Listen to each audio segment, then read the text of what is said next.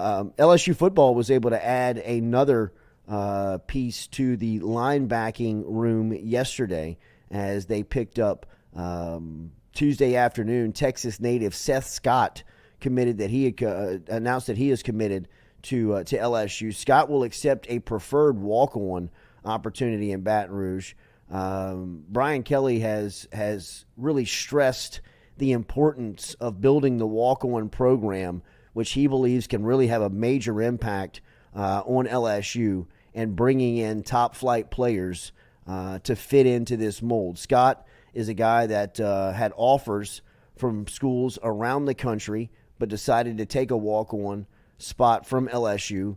He's able to play both outside and middle linebacker, filling a position that LSU right now is in a need of. Remember, this was Kelly on walk-ons in the spring when he made a comment and was meeting with the media. He said, everywhere I've been, the walk-on program has been instrumental to our success. So when we talk about instrumental, it's not only in terms of the ability to add depth, but scholarships too.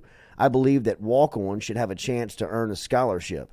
That was, Kelly a couple of months ago last year in spring, talking about the walk-on program and the expectations he has for it. Look, I'm not saying that Seth Scott is coming in here to save the linebacking room, but it is good to see LSU adding depth to a position that is very much in need going into spring and going into the offseason. Just to really get another body there is a real positive, I think, when you talk about LSU in the sense of adding somebody else to that room that can truly help you out. And, when you start to look at the depth chart, especially on the offensive side of the ball, something that we've talked about a lot over the last couple of weeks since the season finished up was how impressive LSU has turned around the identity of the offensive line room, right? And just what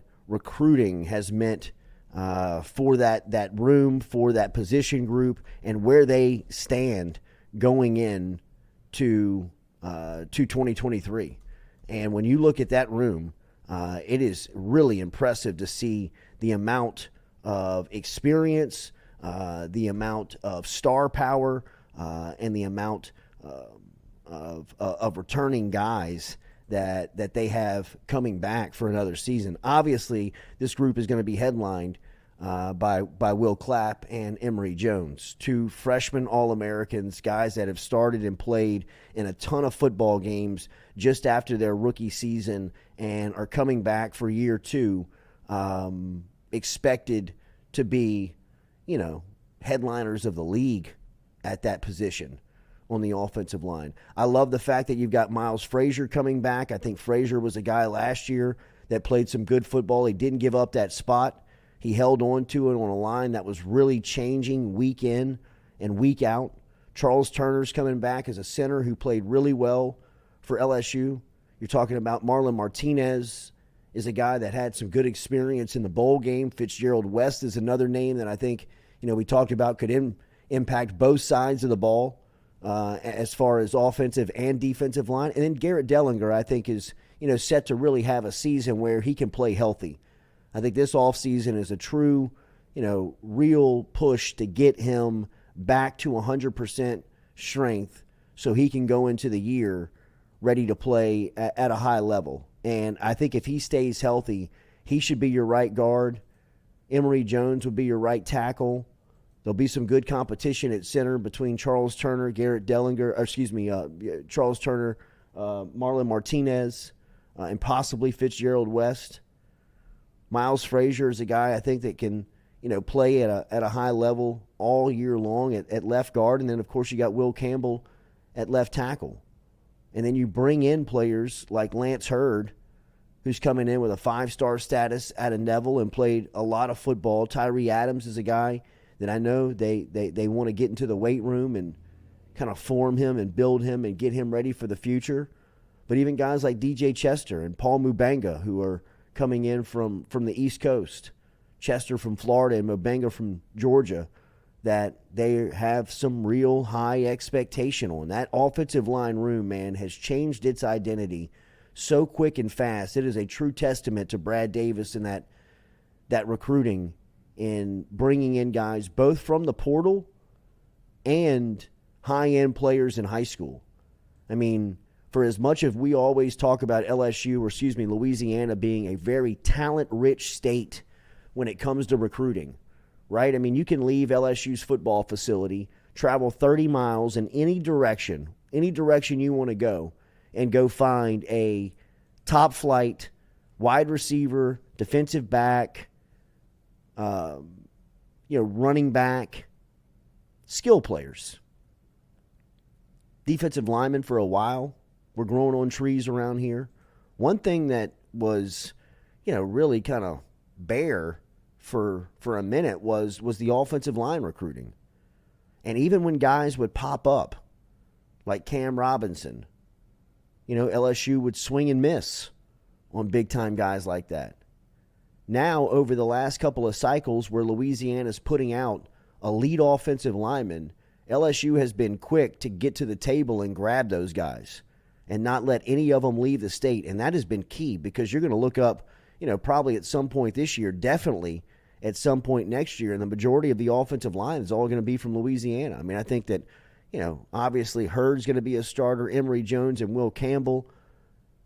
I mean, even a guy like Tyree Adams could crack through. So, when the state does offer up guys like the last cycles have produced from an offensive line standpoint, LSU's got to get them, and they've done that. And I think they're going to see, a real, it's going to be a positive impact on the program for those guys. So, it's an offensive line that has really changed who they are and changed the depth, the perception of that unit very quickly.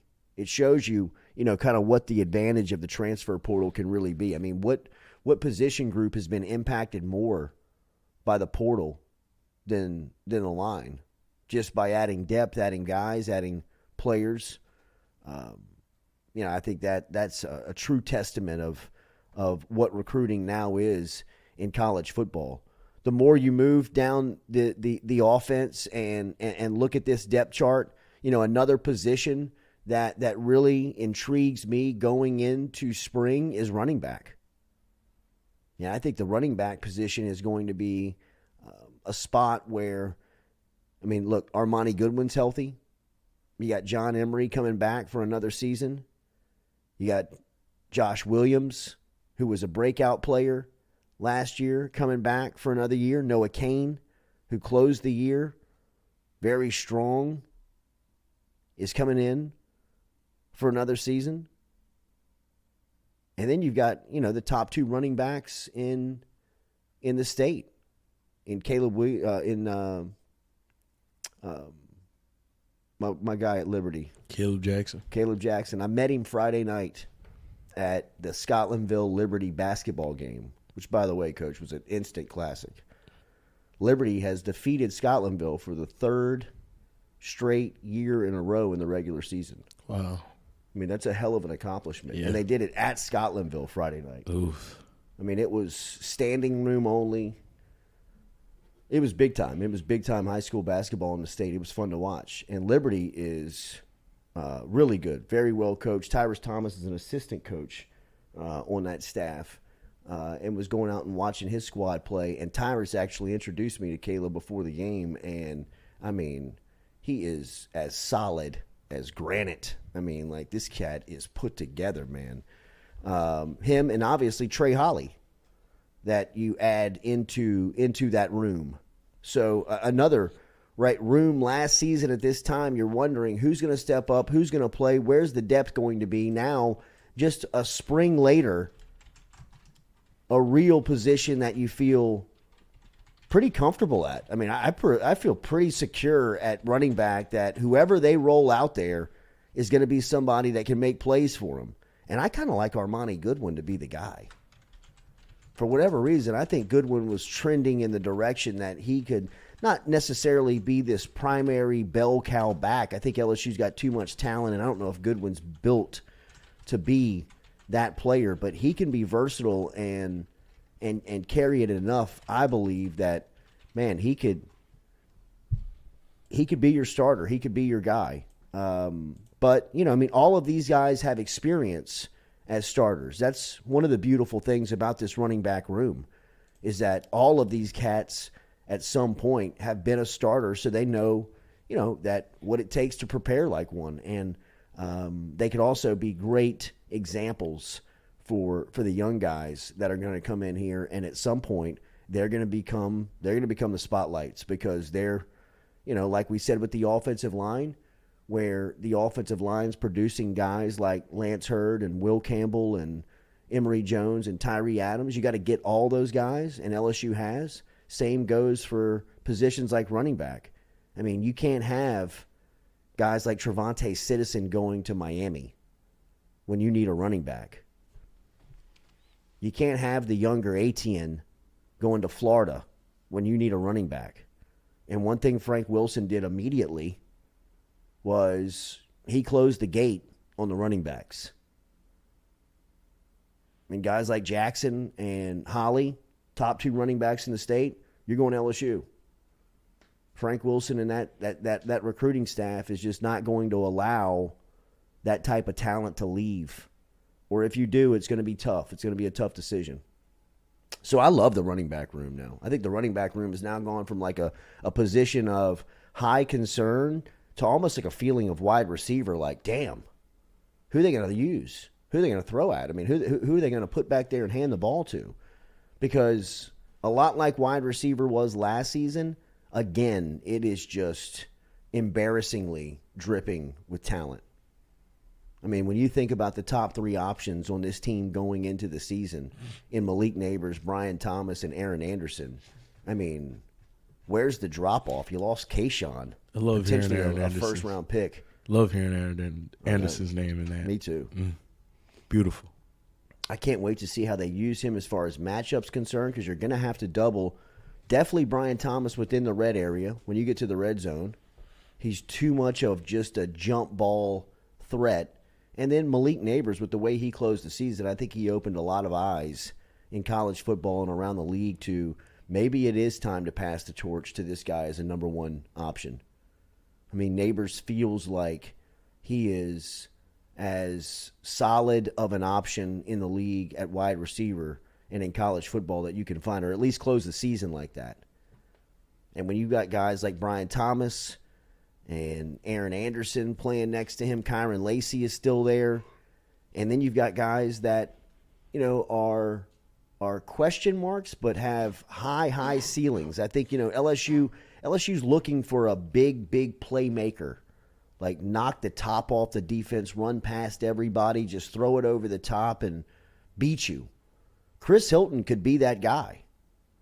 I mean, he is that type of player. He's got that type of speed. He's got that type of capability. And they've also got guys coming in like Jaylen Brown who can run. Shelton Sampson can go. Kyle Parker from Texas is another name that I think, is going to surprise some people just by how good he is and trying to find a spot for him. I mean, that's the problem on this wide receiver group is that there's only one football. But they got some premier talent, man. I mean, this is a room that is just oozing with talent.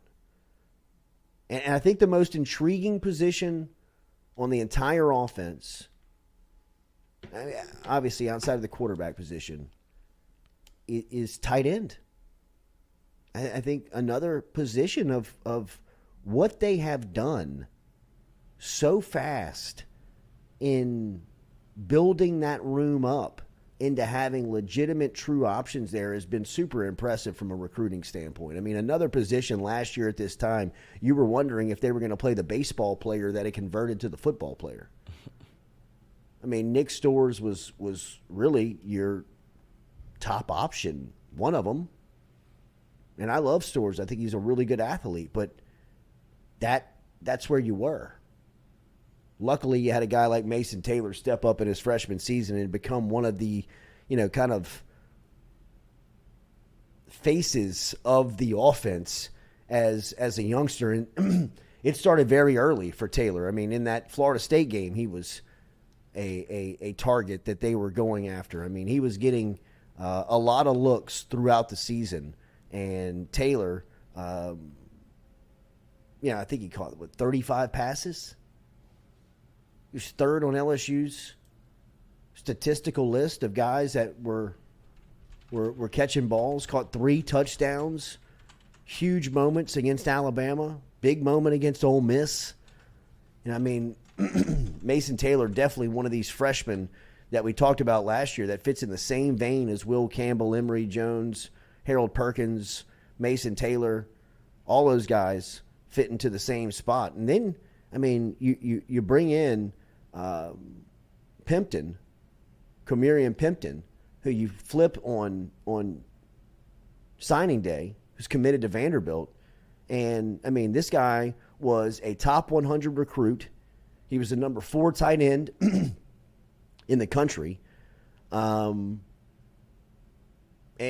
he is someone that I believe, with the way that they use Mason Taylor and the way that Brian Kelly has not shied away from letting you know what he wants to do with that position. He wants to use the tight end in his offense.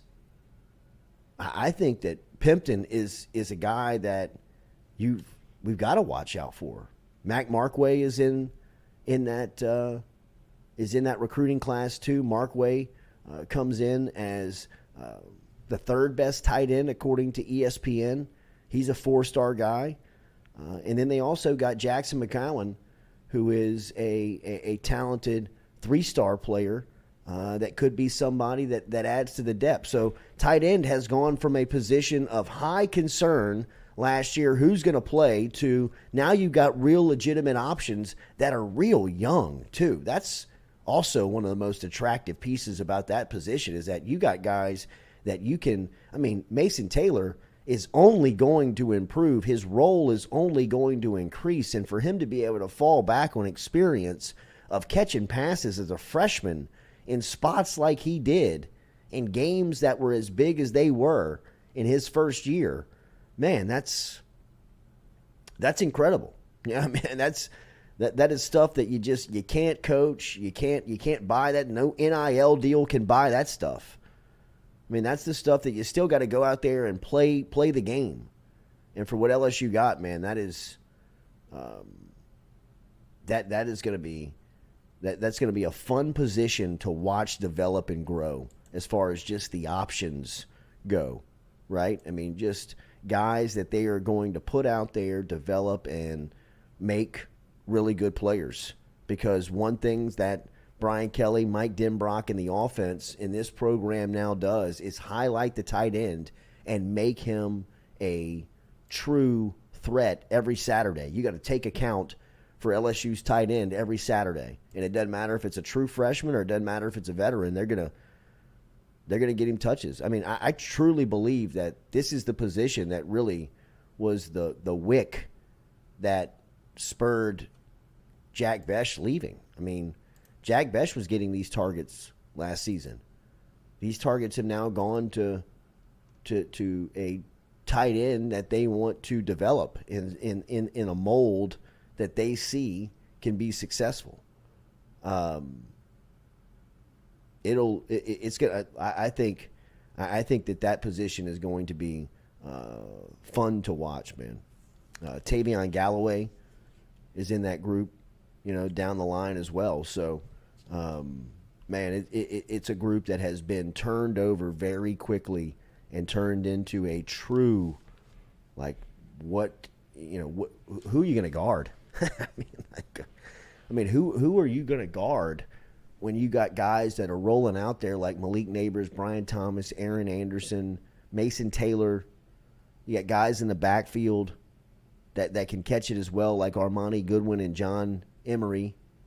I mean, LSU is going to be, from a skill position standpoint offensively, you start to say some of these names out loud, some of the experience levels that they're bringing back, whether it's at, wide receiver spots or on the offensive line. And LSU's offense is going to be really, really good. I mean, I don't want to start, talking about where they're going to rank and who they could possibly be competing with. But, I mean, just from a weapons standpoint, from an experience standpoint, at key positions, I mean, the experience that your two tackles have on the offensive line coming back for their sophomore year, the experience that Charles Turner got at center, where now that position is a little bit more secure as far as, understanding what the responsibility is, understanding how to call protections and, break the huddle and what your eyes need to go to first and make the call and get to,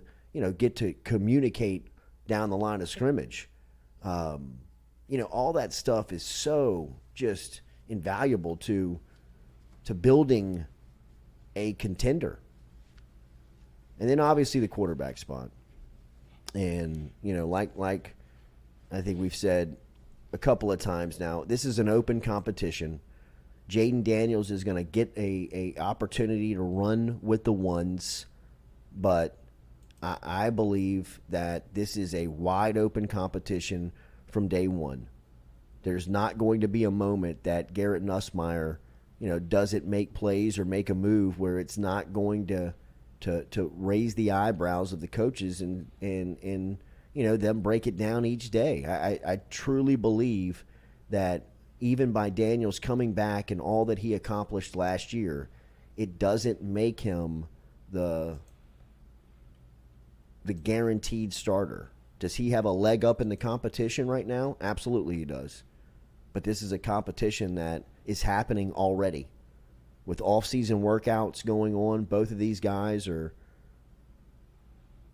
stepping up trying to be leaders or trying to gain the trust of the team, trying to become the starting quarterback for LSU in 2023. So all that'll begin when spring gets going, which should be announced, the dates here over the next couple of weeks on when LSU is going to roll it out as far as spring football goes. And you'll start to see some of that competition happening on the field.